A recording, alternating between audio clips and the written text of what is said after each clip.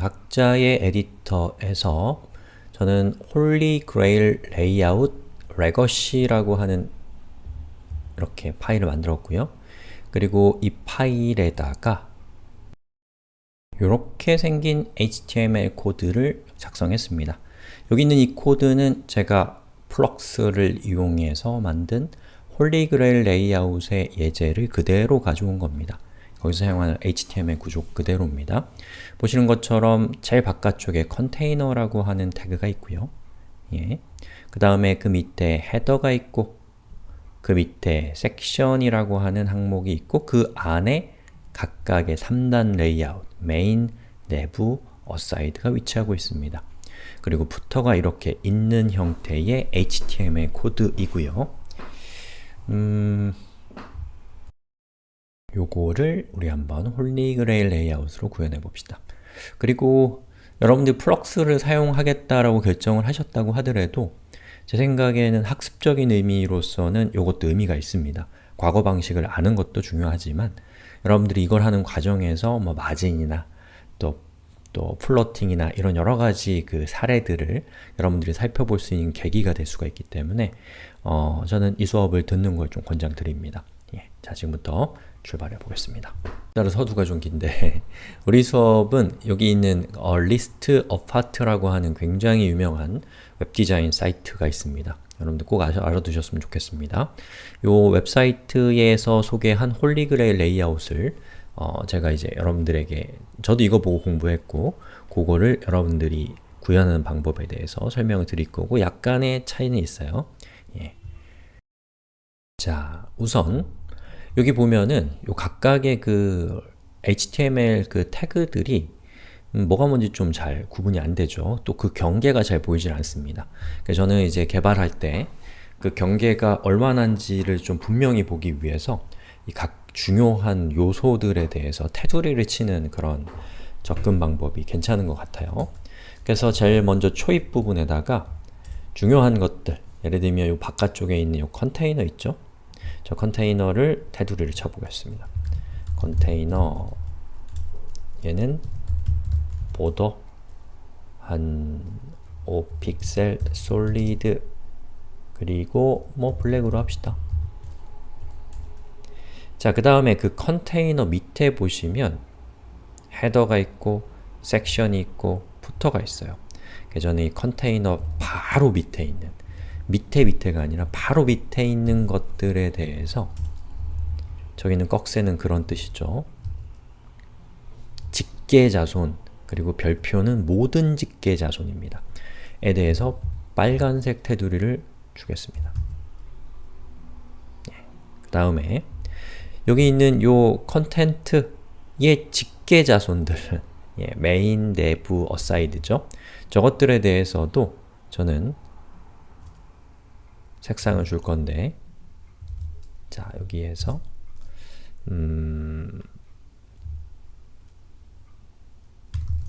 컨텐트의 직계자손, 모든 직계자손에 대해서 보더 5픽셀 솔리드 그린 이라는 효과를 줬습니다.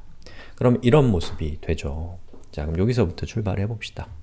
자, 여기 우리가 지금 만든 레이아웃이 이렇게 있는데요. 이 레이아웃에서 우리 메인에 해당되는 부분을 가운데에다 놓을 거예요. 그래서 나중에 최종적으로 메인이 이렇게 자, 이렇게 돼 있다면 메인이 이렇게 가운데로 오고 그죠? 그리고 여기 있는 내부가 이렇게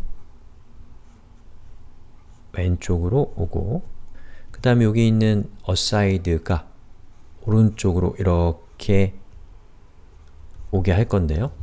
요걸 하기 위해서 우리가 사용할 첫 번째 기법은 여기 있는 내부를 화면 가운데다가 위치시키기 위해서 이 내부의 이 오른쪽 사이드와 왼쪽 사이드에 패딩 값을 줘서 얘를 가운데다가 위치시키는 것부터 해볼 겁니다. 자, 그걸 하기 위해서 제가 제일 먼저 할 것은 여기 있는 메인을 감싸고 있는 뭐 내부와 어사이드 모두 감싸고 있는 요 엘리먼트인 요거 컨텐트, 클래스가 컨텐트인 엘리먼트에 패딩 값을 주면 여기 있는 컨텐트들이 가운데로 모이게 됩니다. 자, 해봅시다. 자, 컨테이너 밑에 있는 클래스가 컨텐트인 태그에 패딩을 left를 200픽셀, 패딩의 right를 150픽셀을 주면 보시는 것처럼 클래스 값이 컨텐트인 태그의 왼쪽, 오른쪽에 패딩이 생기면서 그 안에 있는 엘리먼트들이 가운데로 정렬되게 됩니다. 자, 이때 제가 패딩 왼쪽은 200픽셀을 주고 오른쪽은 150픽셀을 준 이유는 뭐냐면 여기에 있는 요 내부는 최종적으로 200픽셀의 크기를 유지하고 어사이드는 최종적으로 150픽셀의 크기를 유지시킬 거거든요. 그리고 화면이 커지면 내부와 어사이드의 크기는 변하지 않고 메인의 크기만 유동적으로 변하는 레이아웃을 만들 거고요. 그걸 만들기 위해서는 보시는 것처럼 이렇게 그 메인이 화면 가운데에 착 들어갈 수 있도록 보시는 것처럼 이 클래스가 컨텐트인 저거에 대해서 왼쪽과 오른쪽에 패딩을 준 겁니다. 말로 하려니까 참 힘드네요. 잘 한번 따져보세요. 아직은 이해가 안 갈 거니까 조금만 참으시면 곧 이해됩니다. 자, 그 다음에 화면을 좀 축소해 볼게요. 이렇게 됐고요. 자, 그 다음에 할 거는 뭐냐면 여기 있는 요 각각의 태그들이 서로 수평으로 위치하기 위해서 여러 가지 기법들이 있지만 그 중에 이제 많이 사용하는 기법이 플러팅을 사용을 하는 겁니다. 그래서 우리의 지금 이 수업에서 핵심적인 메커니즘은 플러팅이라고 해도 과언이 아닙니다. 자, 그래서 여기 있는 그 컨테이너, 컨텐트 밑에 있는 집게의 그 태그들, 메인, 내부, 어사이드에 대해서 플로트를 저는 left를 줘보겠습니다. 그럼 플로트를 left로 주는 순간에 어떻게 돼요? 요 컨텐트, 클래스 값이 컨텐트인 엘리먼트가 그 자식들의 부피감이 휙 사라지면서 보시는 것처럼 착 작아지게 되죠. 아무것도 포함하지 않은 상태가 되는 겁니다. 부피로 봤을 때 자연스럽게 푸터가 위로 올라오게 되는 형국입니다. 한번 다시 보죠. 이렇게 뭔지 아시겠죠? 컨텐트의 부피감이 사라져요. 그러면서 메인, 내부, 어사이드가 이렇게 수평으로 배치됩니다. 제가 화면을 넓혀보죠. 그럼 보시는 것처럼 수평으로 배치가 되는 걸 볼 수가 있습니다. 그 다음에 여기 있는 푸터까지 올라와 버렸으니까 이거 조금 이상하잖아요. 그쵸? 그럼 푸터가 올라오지 않게 하기 위해서 저는 컨테이너 밑에 있는 푸터 태그에 대해서 clear boss라는 것을 주면 보시는 것처럼 푸터는 더 이상 플러팅의 영향을 받지 않게 됩니다. 이 clear boss로 인해서. 그러면서 푸터는 이 플러팅된 태그들의, 엘리먼트들의 눈치를 보지 않고 원래 자기가 위치할 곳에 딱 자리를 잡게 되는 거예요. 이건 이제 제가 만든 수업 중에 플로팅과 관련된 수업을 보시면 이해하실 수 있을 겁니다. 제가 만든 플로팅 수업은 여기 우리 수업에 링크 제가 걸어놨거든요. 여기 있는 플로팅 수업을 참고하시면 되겠습니다. 자, 그럼 이번에는 뭘 할 거냐면 여기 있는 요 메인 있잖아요. 저 메인이 자기의 원래 크기를 갖도록 할 겁니다. 여기서 얘기하는 자기의 원래 크기는 지금 우리의 그 예제에서 이만큼의 여백은 뭐 때문에 생긴 거죠? 바로 이 감싸고 있는, 자, 그리기 좀 힘드니까 감싸고 있는 컨텐트의 왼쪽 패딩, 이쪽은 오른쪽 패딩 값 때문에 그렇습니다. 왼쪽 패딩으로 저는 200픽셀을 줬고요. 예. 그리고 오른쪽으로는 저는 150픽셀이었나요? 을 줬습니다. 그러면 그 나머지 영역, 요만큼이 뭐냐면 메인이 사용할 영역이에요. 예. 그리고 여기 있는 요 패딩 영역은 보시는 것처럼 제가 숫자를 직접 지정했기 때문에 화면의 크기가 커져도 여기 있는 이 부분은 픽스되어 있는, 고정되어 있는 크기를 유지하고, 그러면 누가 유동적이 되겠어요? 바로 이 부분이 유동적이 됩니다. 그리고 이 부분에 메인이 들어갈 거기 때문에 이 메인의 크기 값을 저는 100%로 하게 되면 저 메인 얼리먼트는 바로 이만큼의 영역 안에서 자동으로 사이즈가 변경되게 된다라는 것이죠. 자, 그래서 저는 여기 있는 컨텐트 중에서 메인 태그에 대해서 width 값을 100%로 줬습니다. 메인의 width를 100%로 주면 보시는 것처럼 이렇게 됩니다. 즉, 메인이 100%를 차지하기 때문에 내부와 어사이드는 더 이상 거기에 발붙일 곳이 없는 거예요. 그러니까 자동으로 줄바꿈이 됩니다. 아시겠죠? 자, 그 다음에 여기 있는 내부 있잖아요. 저 내부를 어디로 보내야 돼요? 메인의 왼쪽으로 보내야 됩니다. 메인의 왼쪽으로 보내기 위해서는 내부가 메인과 같은 라인을 차지해야 되는데, 같은 라인을 차지하기 위해서는 어떤 방법을 써야 되냐면 마진 값을 쓰면 됩니다. 자, 마진. 자, 요 카피해서 여기에는 내부, 그리고 여기에다가 마진, 그리고 레프트, 왼쪽을 주는데, 마진 레프트를 제가 1픽셀로 하면 제가 이걸 키워볼게요. 어때요? 키워지면 오른쪽으로 갑니다. 그리고 얘를 줄이면 어떻게 되냐면 0까지 오고 급기야 여기서 더 줄이면 뭐가 될까요? 음수가 됩니다. 음수가 되면 보시는 것처럼 왼쪽으로 쭉 이동을 하게 돼요. 아, 그 전에 까먹은 게 있어요.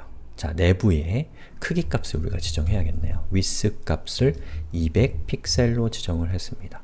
그리고 다시 한번 화면을 줄이면 계속 줄어들죠. 그래서 제가 이거를 199까지 줄였습니다. 그럼 여기에 살짝 여백이 있는 상태에서 제가 내부의 width 값인 200픽셀만큼 화면을 줄이면 어떻게 되냐면, 뭐라? 안 올라가네요? 왜 안 올라가는가 가만히 생각해 보니까 저기 있는 저 내부가 원래 200픽셀이 올라가는데, 그 이유는 얘의 사이즈에, 내부의 사이즈를 우리가 200픽셀로 하게 되면 그 패딩 값이나 마진, 보더, 테두리 값 같은 게 포함이 안 된 상태로 200픽셀이 돼요. 그래서 우리가 예상하는 것과 좀 다른 크기를 갖게 되거든요. 그래서 이런 문제를 해결하기 위한 방법은 이 웹페이지에 있는 모든 태그에 대해서 박스 모델의 사이징을 컨텐트 박스가 아니라 보더 박스, 즉 보더를 포함한 크기를 사용하도록 하는 겁니다.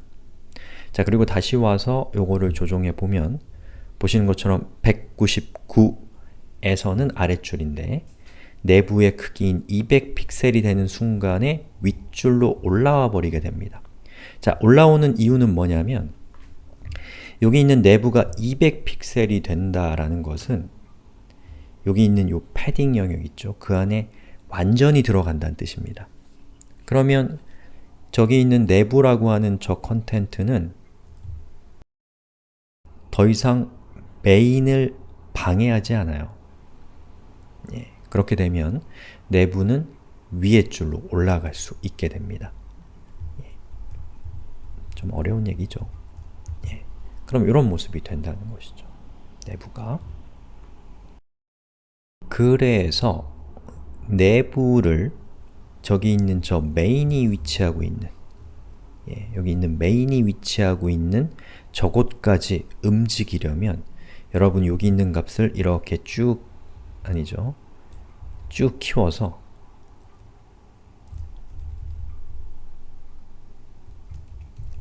뭐 400, 딱 지금 시점에는 472픽셀만큼 크기를 지정을 하게 되면 메인인, 자, 여기 있는 내부가 메인과 같은 위치까지 오게 됩니다. 자, 근데 여기 있는 472라고 하는 저 값은 우리가 화면의 크기를 달리하면 또 달라져요.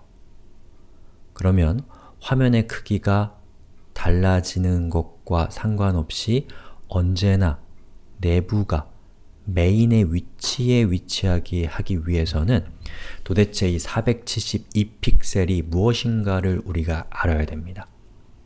자, 472픽셀이 뭐냐면, 자, 여기서 검사를 해서 제가 메인의 크기를 한번 보겠습니다.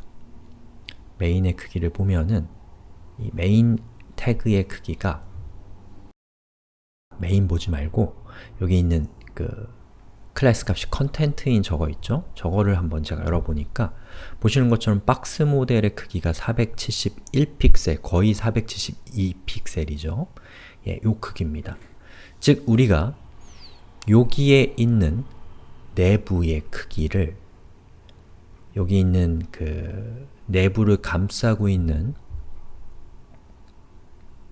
이 섹션의 컨텐트 크기만큼 동쪽으로 바뀌게 할 수 있다면, 그러면 언제나 내부는 메인과 같은 위치에 위치하게 할 수 있다는 겁니다. 진짜 어렵죠? 자, 그래서 요거를 요렇게 해주시면 돼요. 결과는 100%로 해주면 마이너스 100%.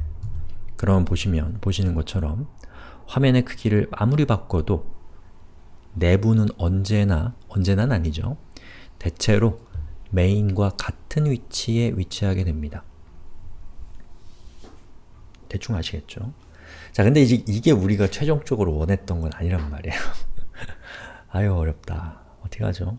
자, 이게 우리가 최종적으로 원했던 건 아니고, 여러분들과 제가 원했던 것은 저 내부가 여기 있는 이 왼쪽 여백에 착 달라붙는 겁니다.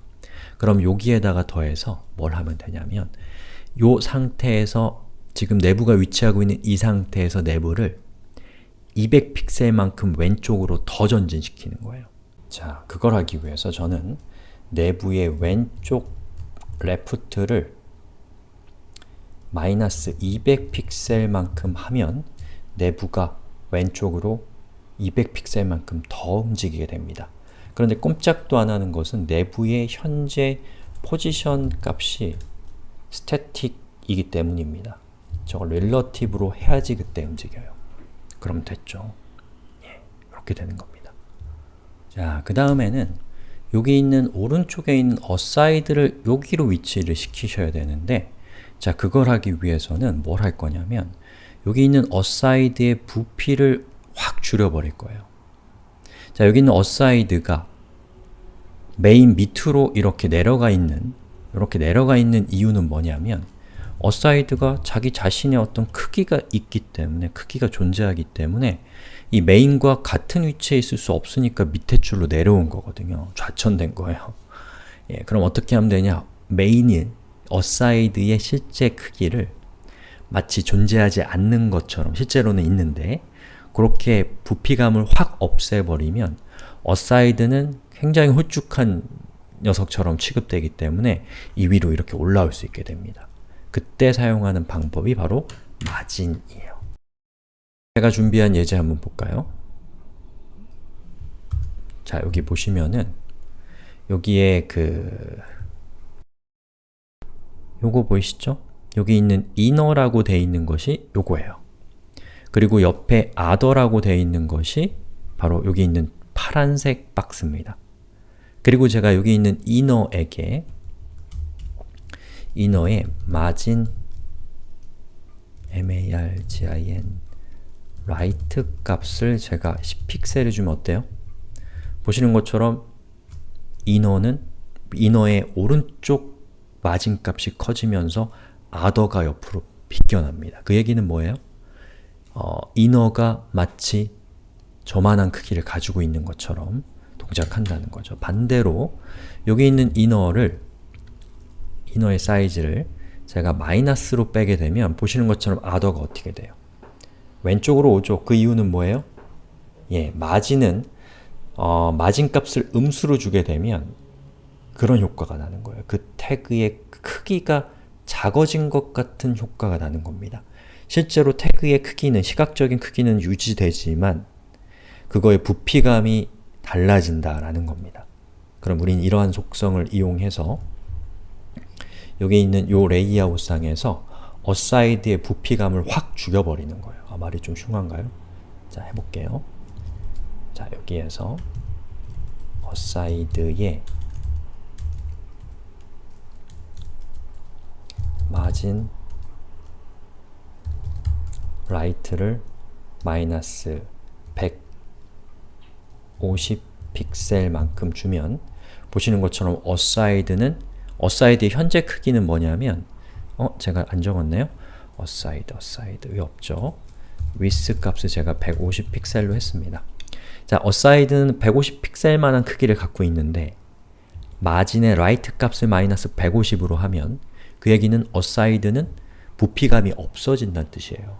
그럼 자연스럽게 플로팅이라고 하는 맥락에서 보시는 것처럼 부피감이 없기 때문에 메인과 같은 위치를 차지할 수 있게 된다는 겁니다.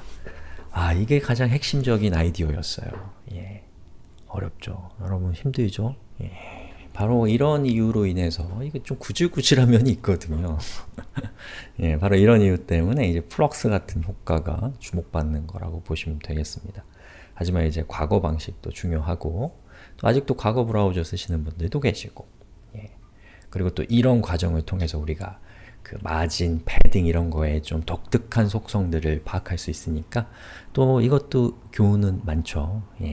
자, 이렇게 해서 우리 영상 여기서 끊고 다음 수업에서 나머지 이야기 진행하겠습니다.